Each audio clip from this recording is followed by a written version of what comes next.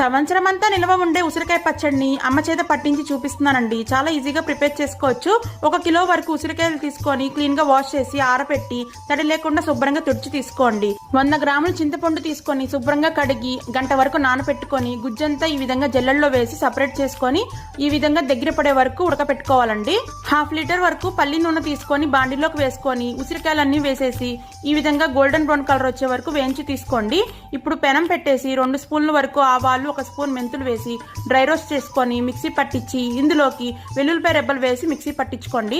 1/2 glass ఉప్పు తీసుకోండి, కల్లుప్పైనా తీసుకోవచ్చు. ఇది వచ్చేసి కారం అండి. 1 గ్లాస్ వరకు యాడ్ చేసుకొని మిక్సీ పట్టించిన ఆవాలు, మెంతులు, వెల్లుల్లిపాయ పౌడర్ వేసేసి ఇందులోకి మనం ముందుగా ఉడికించి పెట్టుకున్న చింతపండు గుజ్జు వేసి బాగా కలిపి సైడ్ ఉంచుకోండి.